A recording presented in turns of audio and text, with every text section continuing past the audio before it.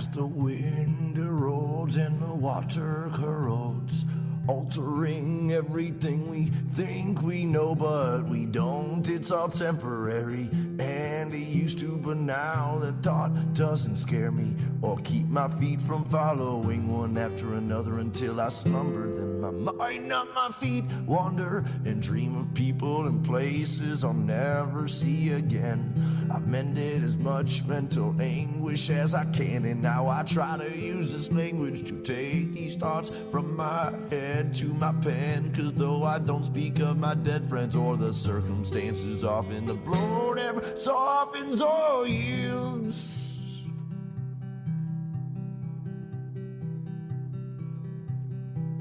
I'm in a desolate field, lonesome stargazing, night blazing, chasing traces of remembrance and reverence of relevant friends and acquaintances, and faceless and nameless names and faces. And while my mind is racing through these photo albums and quotations, all these people and places far from me, for only land and stars I see when I'm outside of the Mile High City, which is not my city, for I was born 1,000 miles northeast of there in the land of beer and lakes and pistol fire on MLK's birthday, where there is no minorities and segregation's mandatory. But that's a whole nother story altogether, and no matter the weather or hardships that any place brings, I'll still laugh when people shiver and say it's freezing, or say, hey, no, wait, I already had 18 mixed drinks, but I guess it's a Midwest thing, and I'm a mess from a dirty city and brought most of this filth I've gathered with me.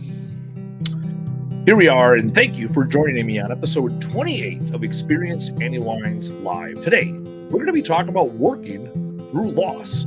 Loss is part of life, and the way you work through it will determine where you're going to go with all the new information you have obtained. Coming up right after the verse.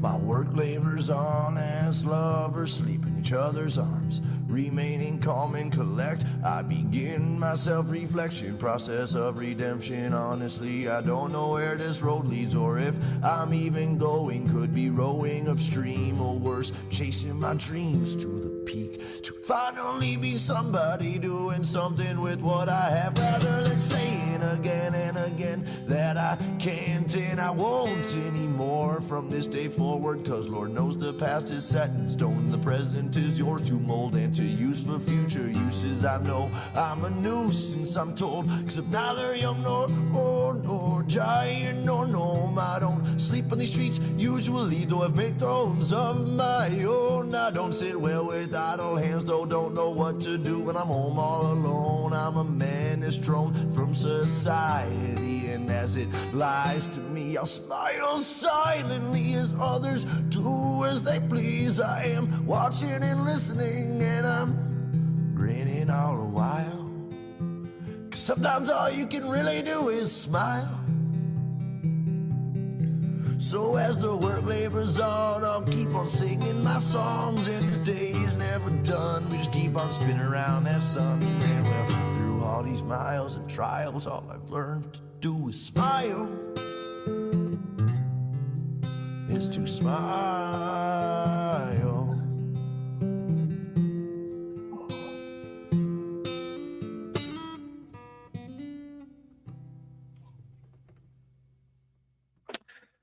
Here we are, episode 28 of the Experience Andy Weins Live. And this week, we're going to be talking about loss and how I've worked through it, utilizing language to get me to where I ultimately want to go. First, we're going to practice, or I'm going to practice my moment of gratitude every week.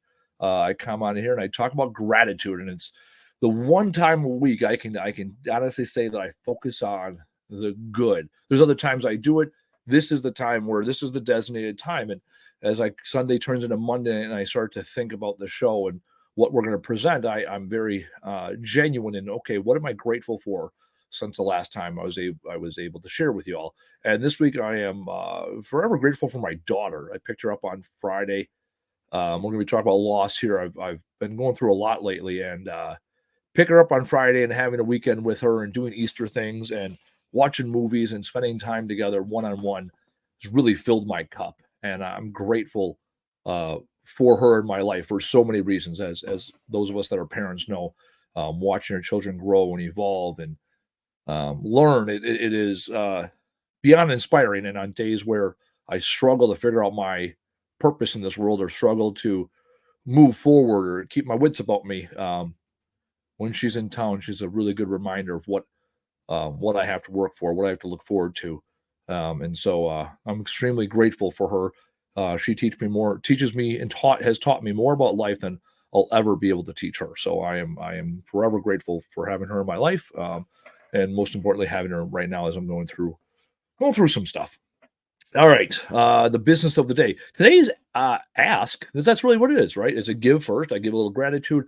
I give an idea of what we're going to talk about. And then I also am very transparent. I run a business and I'm a human that seeks the support from others. I learned very early in my resiliency training career, if you will, in the Army. One of the first lessons you learn is asking for help is a sign of strength, not weakness. So that's why I ask, hey, buy my book, do the audiobook. That obviously supports me and puts my message out for others, which can possibly lead to speaking gigs. And I ask for people to give me speaking gigs and or reach out to me for speaking gigs. I've been very fortunate lately to have landed some gigs this year, some more gigs that I already had. This week's ask is a little simpler. I run a junk removal company. That's what I do full time. That's what pays my bills. That's what allows me to pay for the camera and tailor and the lights and all the things here. And we are struggling recruited employees. And I'm not going to chalk it up as the next generation doesn't want to work or this or that. No, we need to continue to move forward and get young people interested in working in home services and in the trades, blue collar industry like ours. So if you know anybody in the greater Milwaukee area that is looking for a new career, as young as 16, we're looking for people ideally with good driver's licenses that want to get in the recycling industry. That's what we do. Ultimately, we are in the business of recycling material that we move from people's homes or businesses. And for people that are environmentally conscious, like to be physical, like to go in people's houses every day and serve the community, this is a great opportunity. So shoot me an email, text, find me on LinkedIn, send a carrier pigeon. Sure, that was it. Whatever. Get a hold of me. Send me your people. Would love to bring people in and inspire them and teach them all about the recycling industry that I absolutely love and it's necessary for our society to function. All right, let's get to it. As I'm getting ready for the show, I always start the show with my brother's song, the Thinking song, and it puts me in the right frame of mind. And as I'm listening, I picked up the lyrics right away that he says in the first verse, and I was like, well, this is a direct correlation to what we're doing. So I'm going to read the lyrics that we heard a few moments ago. It goes, and I dream of people and places I'll never see again. I've mended as much mental anguish as I can. And now I try to use this language to take these thoughts from my head to my pen. Because though I don't speak of my dead friends or the circumstances often, the blow never softens or yields. And that's what we're talking about today. Dead friends, lost opportunities, missed relationships that are missing in your life. Whatever the case is, it's this idea of loss. And as I thought about the title of this episode, at first I said dealing with loss. And I go, well, I hate the word dealing with. It has a negative connotation for me, at least. I'm going to take my headphones off. It has a negative connotation for me. It's like, how do you deal with these employees? How do you deal with customers? It's like, well, I don't deal with employees. I don't deal with customers, right? You don't deal with your kids, right? You work with them. How do we be collaborative, right? Deal with it has this, somewhat hierarchical authority or has combative a feeling, while working with is collaborative. How do we work together to get where we need to go? So that was the first thing I did. I rephrased the name of the episode, which is working through loss or working with loss. And so for me, it's, as we know, I wrote the book, right? It's all about starting with the word. So one of the things I talk about in my book, in the first section of the book, the anti-glossary is shit words that do not serve. And one of the shit words that I put in here is the word miss. Because people talk about, oh, it was a missed opportunity, or I missed this person, or I missed that person. I put in here, I miss my friend from college. Boy, I miss the old house. I just miss how it used to be, right? These statements that for me come across whiny and they come across negative. They come across in a mind that where you're living in the past and not the present, and certainly not the future. And I talk about my grandmother. My grandmother was a very strong influence for me in my life growing up. This weekend was Easter. We spent time at my grandparents' old house, which is now my cousin lives in it, and we talked about family traditions at Easter and my grandmother's recipes, and we sat and we reminisced about my grandma making the best apple pie, and of course, pinch of that, a dab of that. No one got the recipe. We watched her make it. You could tell which pie was hers versus everybody else's, and yet that pie, right, will never be created the way she did. Or shrimp salad's a big deal in our family. My grandmother made the best shrimp salad, and a couple of my aunts make it similar, and yet not. We all know it's not the same, right? So I can sit and talk about how much I miss these meals that my grandmother made, or we can talk about, okay, what can we do here and now? And then it was someone's like, well, actually, somebody has the recipe for the apple pie. Now, she adjusted, of course. She never looked at the recipe card, and yet we have the recipe. So this summer, we always do Christmas in July, and our family has taken it a step further. We do Christmas in July in June because currently that's what works out better for our family. And hell, it's our family, and we set up our own holidays anyway. So we'll just do it anyhow. So we are doing an apple pie contest where everybody's going to get grandma's recipe for apple pie, and everyone's going to recreate it and then decide which one is the closest, or what do we got to tweak here or tweak there. And I don't eat apple pie, so I couldn't tell you. I don't know. And yet we're looking this as an opportunity to celebrate this amazing woman that was in all of our lives and this amazing dish. And it's like, okay, we went from this past mindset of missing to, well, what can we do in the present? And now we have something to look forward to in the future. And that, again, simple example, it shows, though, what you can do with that information, right? Because working through a loss, working through missing something, that loss, that missing, that's a feeling inside you. And never discount feelings, right? We need to observe our feelings and look at that as the ember that burns inside of us. What can we do to stoke that fire? What can we do to fuel it and add things to it so we can create something out of it? Because we're not going to just let it burn. And, if we let it inside of us, it's going to burn us and eat us alive. There's truth behind it. What can we do to stoke that to be better? The other challenge I've been facing with recently is a lot of loss within our business. In the last 6 months, we've lost 6 of our 7 key leaders. We brought in 2 new operational processes, and people decided to leave. And some people were forced to leave and no longer be part of our organization because they did not fit our culture. And it took us, some processes to figure that out. And so recently, and the other thing is we lost a few customers because of that, and found out recently that one of our previous employees started a competing business and is taking our customers. And I was pissed last week. I was pissed. One of our customers is refusing to pay us like $2,000, has now sided with our previous employee. And Friday night, I got home. Even after picking my daughter up, I'm sitting there reading. She went to bed. I'm sitting reading emails. I'm getting re-aggravated about this lost money. And I'm re-aggravated about the lost customer. And I'm re-aggravated about the lost employee who took a salary, took money from me, and then took my customer list and competes against me. And I'm pissed on Friday night. And I'm tempted to go onto Facebook or LinkedIn. I'm tempted to call everybody I know and tell everybody the truth and the story. And tell people, you know what, you're a real piece of shit. Let me tell you why this person's a piece of shit, right? That is my honest truth. I played that out in my head for a good half hour, spinning Friday night, struggling like, God, I've worked this hard and people still come after me. They still attack me. They took from me. And now they're, I'm anticipating what all the negative things that are going to happen in the future. And yet when I rephrased it and thought, okay, hold on, what happens when I do this? What happens when I go out of my way to set the record straight? What happens when I call these people out? Well, they're who they are. They're still who they are. And yet now I start to look bad for me, right? The truth, I'm all about transparency. I'm all about the truth, right? And yet me calling people out, it's not going to do me any good. It doesn't make that money reappear. It's not like that customer's going to come over here. I'm not going to get all those dollars I spent on that employee back. No, none of that.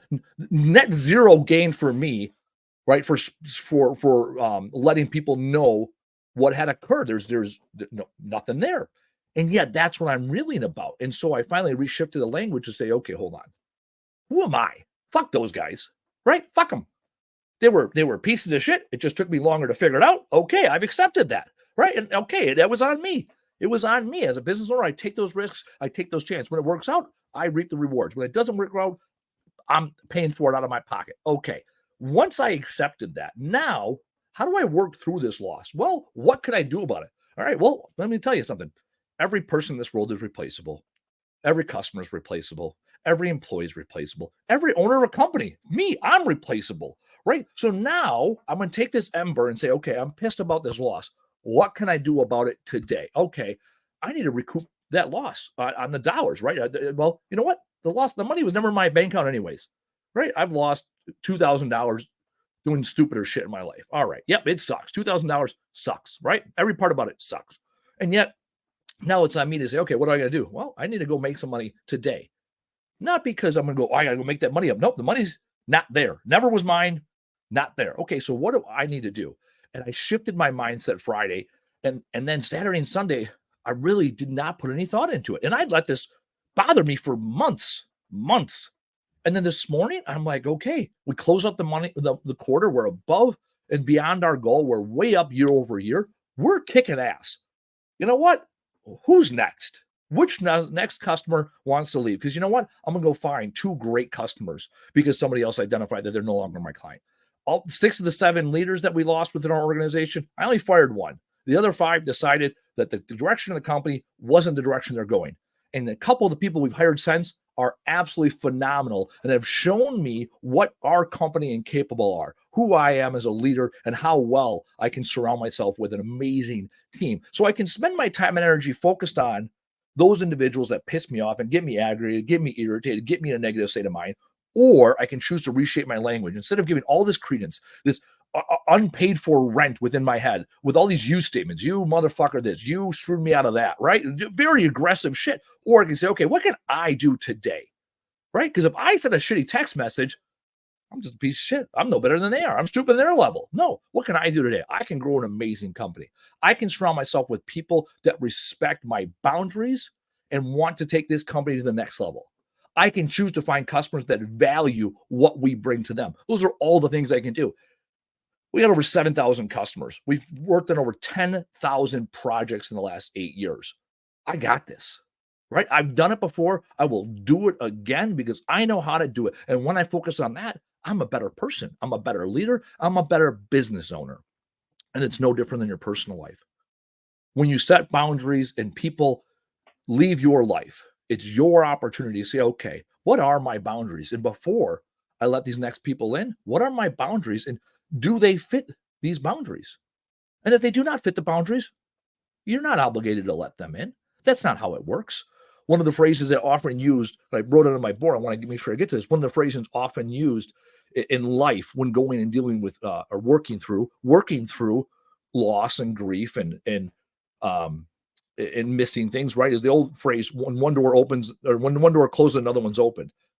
I tested this theory earlier today, right before we were live. Taylor closed the door. It's still fucking closed because that's how life is, right? Often what I've seen is people is they close one door and then they immediately open the next door to the next person or the next whatever it is, right next to opportunity. And I've been guilty of that myself in the past. And that's not the case. Who says you need all these fucking doors open? Who right? It is not physical opposite. Like go close a door in your house or business. I guarantee you, unless you have a ghost or someone playing a trick on you, April Fool's Day kind of shit, right? Not another one's going to open. You can choose what that door is. You can choose the parameters before you open that door. You can choose which doors you step through. You can choose which doors you open for other people to step into. It's all about your boundaries.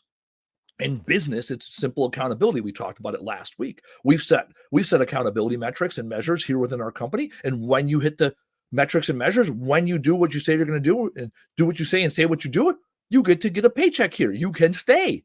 When you don't, you are no longer welcome to be here at this organization. And that's the same in life. Now it's no longer Andy's conflict with somebody else. Now it's Andy has established boundaries. You have established boundaries, and people either live within that frame of boundaries or they do not. And then once you establish that, it's no longer personal.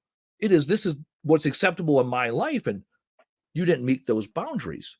And the beautiful thing is, when you start focusing on the present, those boundaries, and when you start focusing on the future, who do you allow in?